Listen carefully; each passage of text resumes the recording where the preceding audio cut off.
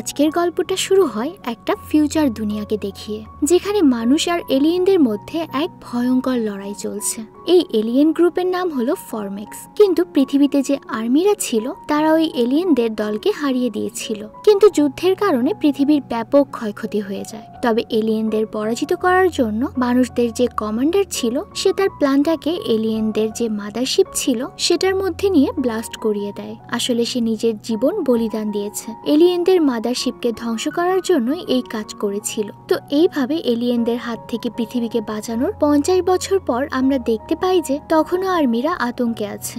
এলিয়েনরা হয়তো ভবিষ্যতে আবারও পৃথিবীর ওপর আক্রমণ করতে পারে। তাই এলিয়েনদের হাত থেকে পৃথিবীকে রক্ষা করার জন্য আর্মিরা এমন সব ট্রেনিং বা প্রোগ্রাম শুরু করেছে, যেখানে বাচ্চাদের একদম ছোট বয়স থেকে এলিয়েনদের সঙ্গে লড়াই করতে আগে থেকেই ট্রেনিং দেয়া হচ্ছে। এই বাচ্চাদেরকে একটা সিমুলেটর বা ওয়্যার গেমের সাহায্যে তার কি প্রতিভা আছে বা কে কোন বিষয়ে দক্ষ এটা চেক করা যায়। আসলে এই প্রসেসটা একটা সফটওয়্যারের মাধ্যমে হয়, যেখানে টেকনোলজি ব্যবহার করে আপনার চিন্তা ভাবনা করার ক্ষমতা বা আইডিয়াগুলোকে যাচাই করা হয়। সেনাবাহিনীরা এই গেমটা এই জন্য আয়োজন করেছে যে এই গেম খেলতে খেলতে তারা এক একজন সব লিডার, কমান্ডার বা অনেক বড় বড় দায়িত্ব সামলাতে পারবে। তারা খুব দ্রুতই সিদ্ধান্ত নিতে পারবে যে কখন তাদের কি করা উচিত। তাই ভবিষ্যতে যদি আবারও পৃথিবীতে এলিয়েনরা আক্রমণ করে তাহলে এরা নিমিষেই এলিয়েনদেরকে হারিয়ে দিতে পারবে। এরপর আমরা দেখতে পাই সেখানে দুইটা ছেলে ট্যাবের মধ্যে একটা গেম খেলছিল, যাদের মধ্যে একজনের নাম হচ্ছে এন্ডার আর তার বিপক্ষে আছে তার থেকে বয়সে বেশ বড় একজন।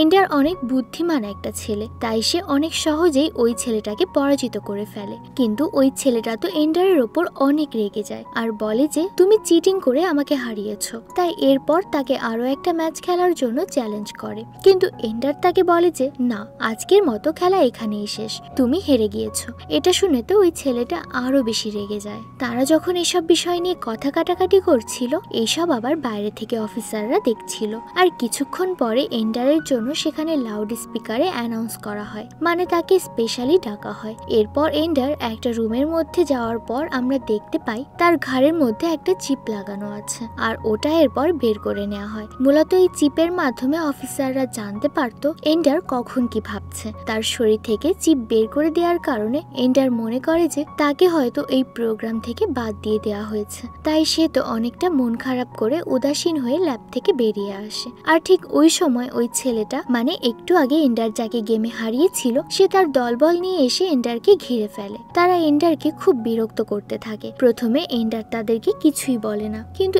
এরপর যখন সহ্যের সীমা অতিক্রম করে ফেলে তখনই এন্ডার এক ঘুষি মেরে ওই ছেলেটিকে নিচে ফেলে দেয়। এটা দেখে তো ভয় পেয়ে বাকি সবাই ওখান থেকে সরে যায়। আর এরপর এন্ডার নিজের বাড়িতে চলে আসে। বাড়িতে আসার পর এন্ডারের বোন ভ্যালেন্টাইন তাকে বোঝায় যে তুমি এত মন খারাপ করছো কেন, তোমাকে ওই প্রোগ্রাম থেকে বের করে দিয়েছে তো কি হয়েছে, সামনে আরো অনেক প্রোগ্রামে তুমি অংশগ্রহণ করতে পারবে, তাই এটা নিয়ে একদম মন খারাপ করবে না। এরপর ডিনার করার সময় এন্ডারের বাবা তাকে বোঝায় এটা অনেক কঠিন একটা প্রোগ্রাম, বছরের পর বছর তোমাকে আকাশে থাকতে হবে, আর একটা সময় পর তুমি প্রচন্ড বিরক্ত হয়ে যাবে। তাই একদিক থেকে ভালোই হয়েছে, অনেক বছর আগে আমি এই প্রোগ্রামের জন্য অ্যাপ্লাই করেছিলাম, কিন্তু আমাকে সিলেক্ট করা হয়নি। ঠিক তখনই আমরা দেখতে পাই এন্ডারের বাড়িতে সেই অফিসাররা এসেছে, মানে একজন হলো কর্নেল আর অন্যজন মেজর। কর্নেল তখন এন্ডারকে বলে যে আরে তুমি সিলেক্টেড। এটা শুনে তো প্রথমে কেউই বিশ্বাস করতে পারে না। তাই এরপর এন্ডারের বাবা কর্নেলকে জিজ্ঞেস করে যে তার ছেলেকে কেন সিলেক্ট করা হলো। তার উত্তরে কর্নেল বলে যে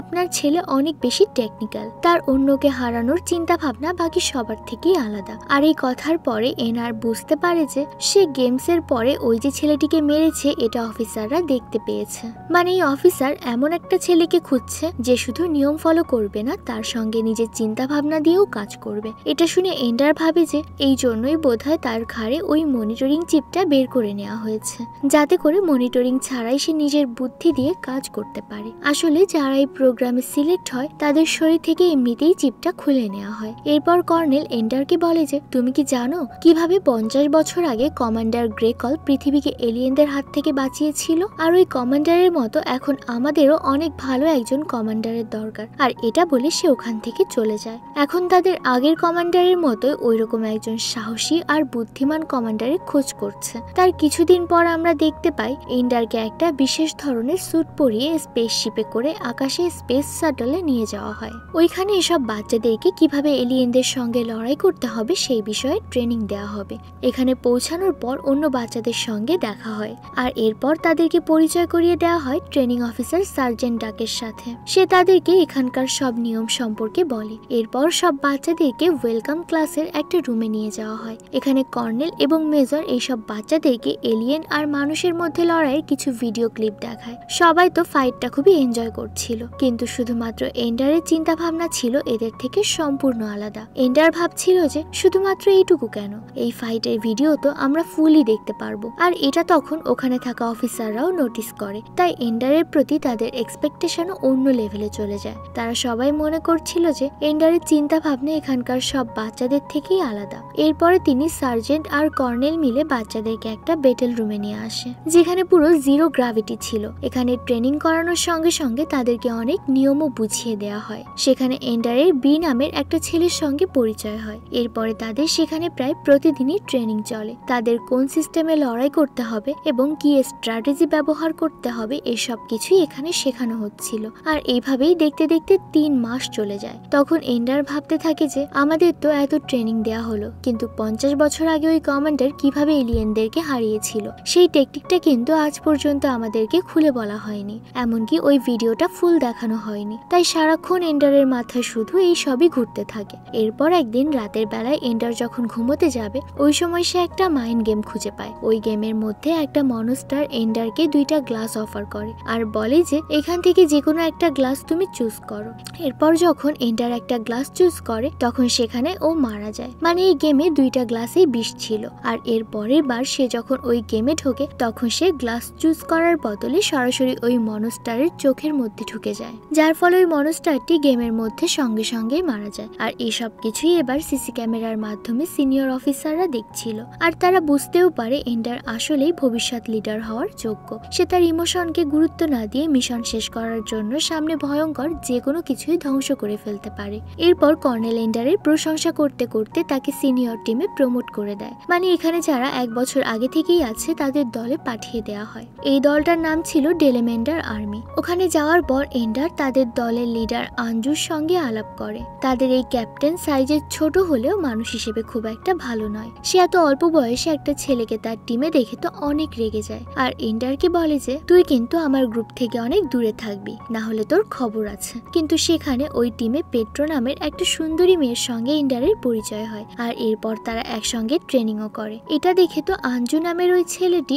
আরো বেশি রেগে যায়। তাই সে তাকে আবারও ধমক দিয়ে বলে যে তোকে বলেছি না আমাদের দল থেকে দূরে থাকতে। মানে সে এন্ডারকে তাদের গ্রুপ থেকে বের করে দিতে চাচ্ছিল। কিন্তু এন্ডার তো আর ভয় পাওয়ার পাবলিক না, তার অ্যাটিটিউড এদের সবার থেকে বেশি। সে এসব হুমকিতে মোটেও ভয় পায় না। এর পরের দিন তাদের গ্রুপে একটা ম্যাচ হয় আর এই ম্যাচটার মানে হলো তাদের একটা সিমুলেটর লড়াই করতে হবে অন্য একটা গ্রুপের সঙ্গে। আর এখানে আসার পরে ওই টিমের ক্যাপ্টেন এন্ডারকে হুমকি দেয় যে তুই এখান থেকে দূরে থাকবি। এরপর ম্যাচ যখন শুরু হয় তখন দেখা যায় যে 2 টিমের মধ্যে তুমুল লড়াই শুরু হয়ে গিয়েছে। এটা তো একটা সিমুলেশন লড়াই, তাই সবার হাতে এক বিশেষ ধরনের বন্দুক রয়েছে। তো লড়াই যখন শুরু হয় তখন কিন্তু এন্ডার গেম খেলা শুরু করেনি, কারণ তাদের দলের ক্যাপ্টেন তো আগেই মানা করে দিয়েছে। কিন্তু তখন সে দেখতে পায় যে তার বান্ধবী পেট্রোকে গুলি মেরে ফ্রিজ করে দেয়া হয়েছে। তাই সঙ্গে সঙ্গে সে ম্যাচে প্রবেশ করে আর সবকিছু প্রথমে ভালোভাবে দেখে সঠিকভাবে অ্যানালাইজ করে এবং নিজের বুদ্ধি খাটিয়ে আলাদা আলাদা মুভ করে। তাদের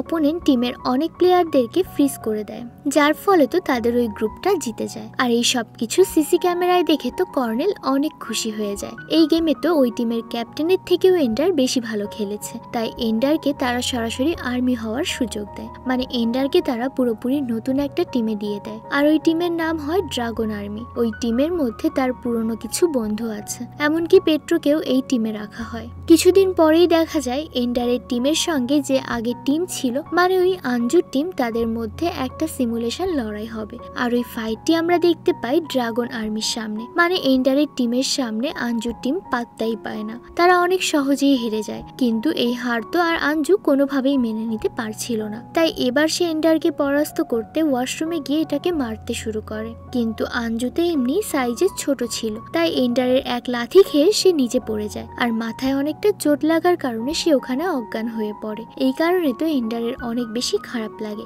সে অনেকটা অনুতপ্ত হয়। সে ভাবে যে শুধুমাত্র তার জন্যই আজকে আঞ্জুর এই অবস্থা। সে কর্নেলকে বলে যে আমি এই প্রোগ্রাম থেকে চলে যাব, এখানে আমার থাকা ঠিক হবে না। এন্ডারের এমন অবস্থা দেখে কর্নেল তখন তাকে বাড়িতে পাঠিয়ে দেয়। বাড়িতে আসার পর তার বোন তাকে বুঝিয়ে বলে যে এই প্রোগ্রাম কিন্তু সবার কপালে জোটে না। সে আরো বলে যে যে যাই বলুক আর যাই হয়ে যাক না কেন, তুমি এত কষ্ট করেছো, এটা তোমার ছেড়ে দেওয়া মোটেও উচিত হবে না। এন্ডার বোনের কথা বুঝতে পারে, সে আবারও সেখানে চলে যায়। কিন্তু তারা এবার আর এন্ডারকে কোনো ব্যাটেল স্কুলে দেয় না, সরাসরি কমান্ডার পর্যায়ে নিয়ে যায়। আর এন্ডারকে নিয়ে তারা 50 বছর আগে যে এলিয়েনরা তাদেরকে হামলা করেছিল সেই এলিয়েনদের কাছের একটা প্ল্যানেটে নিয়ে যায়। আর এখান থেকে মূলত মানুষেরা এলিয়েনদের ওপর নজরদারি করছে। ওখানে যাওয়ার পর তাকে একটা স্পেশাল রুমে নিয়ে যাওয়া হয়। তারপর এন্ডারের কাছে একটা অদ্ভুত রকমের মানুষ আসে। তাকে দেখে তো এন্ডার প্রথমে ভয় পেয়ে যায়, কিন্তু এরপর ওই মানুষটি তাকে পরিচয় দেয় যে আমি হলাম কমান্ডার গ্রেকল, মানে 50 বছর আগে এই লোকটি কিন্তু এলিয়েনদেরকে পরাজিত করেছিল। এত বছর পর এন্ডার তাকে জীবিত দেখে তো অনেকটা অবাক হয়ে যায়। সবাই তো জানে সে মারা গিয়েছে, কারণ সে তার নিজের জীবন বাজি রেখে এলিয়েনদের মাদারশিপের মধ্যে গিয়ে তার প্লেনটা ক্রাশ করিয়েছিল। এরপর এন্ডার তাকে বলে যে আপনার লড়াইয়ের পুরো ভিডিও এখনো পর্যন্ত কেউ দেখেনি বা কাউকে দেখানো হয়নি। এটা শুনে গ্রেকল তখন তাকে লড়াইয়ের পুরো ভিডিওটা দেখায়, যেখানে দেখা যাচ্ছিল যে ওই এয়ারক্রাফটটা বাস্ট হওয়ার পরেই সব এলিয়েনরা একটা জায়গায় থেমে যায় আর ব্যালেন্স হারিয়ে নিচে পড়ে যেতে লাগে। এরপর ওই কমান্ডার এন্ডারকে বলে যে এই এলিয়েনরা আসলে মৌমাছির মতো হয়, মৌমাছিদের মতো এদের একজন রানী থাকে আর সেই সবাইকে অর্ডার দেয়, আর রানীর অর্ডারই সেখানে থাকা সব মৌমাছিরা পালন করে। আমি সোজা গিয়ে ওই রানীকে আক্রমণ করেছিলাম আর তাকে ওখানে মেরে ফেলেছিলাম, যার ফলে বাকি যে এলিয়েনরা ছিল ওরা স্বেচ্ছায় আত্মহত্যা করে। তো এরপর আমরা দেখতে পাই এন্ডারকে আবার একটা টিমে দেওয়া হয়, তাদের সবাইকে একটা সিমুলেশন এয়ারক্রাফটও দেওয়া হয়। এরপরই তাদেরকে একটা ভয়ঙ্কর লেভেলের অস্ত্র দেখানো হয়। এটা এতটাই পাওয়ারফুল যে 50টি পারমাণবিক অস্ত্র একেবারেই শেষ হয়ে যায়। এটাতে মারাত্মক পরিমাণ চেইন রিয়াকশনও হয়। এই অস্ত্র ব্যবহার করে এলিয়েনদের সব সেনাদেরই একেবারে শেষ করে দেওয়া সম্ভব। তাদের সবাই তো আগেই সিমুলেশনে বসিয়ে দেওয়া হয়েছে।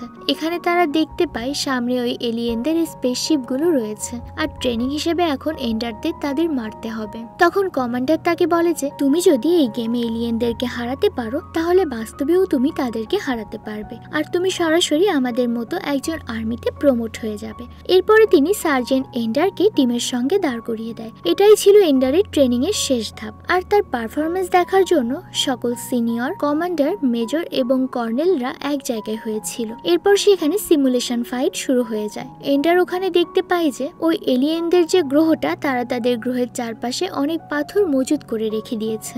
দেখে মনে হচ্ছিল যে তারা তাদের গ্রহটিকে রক্ষা করার জন্য আগে থেকেই এই ব্যবস্থা নিয়ে রেখেছে। এটা দেখে তো এন্ডারের অদ্ভুত লাগে, কারণ এলিয়েনরা এত শক্তিশালী তারপরও নিজেদের প্ল্যানেট রক্ষা করার চেষ্টা করছে। যারা নিজেদেরকে রক্ষা করতে ব্যস্ত তারা কেন পৃথিবীকে আক্রমণ করবে? তো এটা যেহেতু একটা সিমুলেশন গেম ছিল, তাই এন্ডার এখন আক্রমণ করার জন্য অর্ডার দিয়ে দেয়, কারণ ওই ফরম্যাক্স এলিয়েনরা তখন গেমের মধ্যে এন্ডারদের ওপর আক্রমণ করে। এরপর এন্ডার অর্ডার দেয় যে আমাদের যে সব থেকে শক্তিশালী অস্ত্র আছে ওটা দিয়ে এলিয়েনদের ওপর অ্যাটাক করো। আর সঙ্গে সঙ্গে সেখানে অনেক বড় একটা ধামাকা শুরু হয়ে যায়। কিন্তু এটা তো মাত্র শুরু ছিল, কারণ এরপর আমরা দেখতে পাই তাদের গ্রহ থেকে আরো অনেক বেশি এলিয়েন ঝাঁকে ঝাঁকে বেরিয়ে আসছে। তারা মূলত এই বড় অস্ত্রটি ধ্বংস করার জন্যই আসছিল। এরপরে এন্ডার অর্ডার দেয় যে আমাদের যতগুলো স্পেসশিপ আছে ওটা দিয়ে আমাদের এই অত্যাধুনিক অস্ত্রটা কভার করে ফেলো। এলিয়েনরা কিন্তু আমাদের এই অস্ত্রটাকেই টার্গেট করেছে। অ্যাকচুয়ালি ওই অস্ত্রটা একবার ব্যবহার করলে সেটা পুনরায় চার্জ হতে কিছুক্ষণ সময় লাগে। এই জন্যই এলিয়েনদের হাত থেকে অস্ত্রটাকে রক্ষা করতে হলে তাকে কিছুক্ষণের জন্য কভার করে রাখতে হবে। এলিয়েনরা সংখ্যায় এত বেশি ছিল যে এই অস্ত্রটাকে বাঁচাতে গিয়ে তাদের অনেক স্পেসশিপ ধ্বংস হয়ে যায়। এরপর এন্ডার অর্ডার দেয় যে এইবার ওই অস্ত্র দিয়ে সরাসরি ওদের গ্রহের উপর অ্যাটাক করো। ওই অস্ত্রটা দিয়ে ফায়ার করার পরেই তো পুরো গ্রহটা পুরো ছাই হয়ে যায় আর সমস্ত এলিয়েনরাও মারা যায়। আর এন্ডার খুব ভালোভাবেই এই সিমুলেশন লড়াই জিতে যায়। সবাই তো অনেক খুশি হয়ে যায়, কিন্তু পরে এন্ডার জানতে পারে যে এটা কোনো সিমুলেশন লড়াই ছিল না। সে আসলে সত্যিকারের ওই ফরম্যাক্স প্ল্যানেট মানে এলিয়েনদের প্ল্যানেটটা ধ্বংস করে দিয়েছে। সে একটা পুরো গ্রহ, এমনকি পুরোটা প্রজাতি ধ্বংস করে দিয়েছে। এটা জানার জানার পরে এন্ডারের আবার অনেক খারাপ লাগে যে তার জন্য একটা প্রজাতি পুরো এই ধরনী থেকে নিশ্চিহ্ন হয়ে গেল। তাই এই জন্য কর্নেল আর তার পুরো টিমকে দায়ী করে। সে তাদের উপর অনেকটা রাগ হয়। এরপর এন্ডার যখন ওখান থেকে চলে গিয়ে তার রুমে গিয়ে শুয়ে পড়ে, তখন সে একটা স্বপ্ন দেখে। ওই যে এলিয়েনদের যে রানীটা ছিল সে এখনো জীবিত রয়েছে, আর সে এই অ্যাডভান্স কমান্ডার ব্যাচেই রয়েছে, মানে যেখানে তারা বর্তমানে আছে। ওই বয়স্ক কমান্ডারটাই মূলত এই রানীকে এখানে আটকে রেখেছে। এছাড়া সে স্বপ্নের মধ্যে এটাও জানতে পারে যে এলিয়েনরা আসলেই পৃথিবীতে আক্রমণ করতে আসেনি, তারা মানুষের সঙ্গে একটা বন্ধুত্বপূর্ণ সম্পর্ক করার জন্য এসেছিল। তাদের গ্রহে এক ফোঁটাও পানি ছিল না, তাহলে পৃথিবীতে এসেছিল একটু পানির খোঁজে। পানির জন্য তাদের পুরো গ্রহটাই ধ্বংস হতে যাচ্ছিল। তারা এখানে এসেছিল মানুষের সাহায্য চাওয়ার জন্য, কিন্তু মানুষরা উল্টো তাদেরকে ভয় পেয়ে পুরো জাতিটাকেই ধ্বংস করে দিয়েছে। আর এই সব কিছু জানার পর তো এন্ডারের অনেক কষ্ট হয়, আর এই কষ্ট ভরা মন নিয়ে সে রানীকে যেখানে আটকে রাখা হয়েছে ওখানে যায়। রানীর কাছে গিয়ে বলে যে আমি তোমাদের জাতিকে ধ্বংস করে দিয়েছি, আমাকে তুমি মেরে ফেলো। রানী তো প্রথমে এন্ডারকে মারতে যায়, কিন্তু তার চোখে পানি দেখে রানী বুঝতে পারে যে সে হয়তো ইচ্ছা করে এটা করেনি। তাই রানী তাকে কিছু না করে উল্টো তাকে একটা ডিম দেয়, আর এন্ডারকে বলে যে এই ডিমটি তুমি রক্ষা করো, আর আমাদের যে প্রজাতি রয়েছে সেটাকে রক্ষা করার দায়িত্ব কিন্তু এখন তোমার হাতে। এন্ডার তাকে কথা দেয়, আর তারপর সে ডিমটা নিয়ে ওখান থেকে চলে আসে। এরপর সে যখন স্পেসশিপে ফিরে আসে তখন দেখা যায় যে এন্ডারকে এখন প্রমোশন দিয়ে অনেক উপরের লেভেলের একজন অফিসার বানিয়ে দেওয়া হয়েছে। তাই এখন এন্ডারের একটা ব্যক্তিগত স্পেসশিপ রয়েছে। এরপর বেশ কিছুদিন কেটে যায়, আর এন্ডার ওই ডিমটি নিয়ে একদিন অনেক দূরের একটা গ্রহতে চলে যায়। সে শুধুমাত্র তার বোনকে জানিয়ে যায় যে সে অনেক দূরের একটা গ্রহতে যাচ্ছে। সে বলে যে আমি এই ভয়ঙ্কর মানুষদের কাছ থেকে দূরে থাকতে চাচ্ছি, যাতে আমি একটা পুরো প্রজাতিকে বিলুপ্ত হওয়ার হাত থেকে বাঁচাতে পারি, কারণ এন্ডারের কাছেই তো রয়েছে একটা প্রজাতির একদম লাস্ট ডিমটা। আর ঠিক এখানেই আমাদের আজকের এই গল্পটা শেষ হয়ে যায়।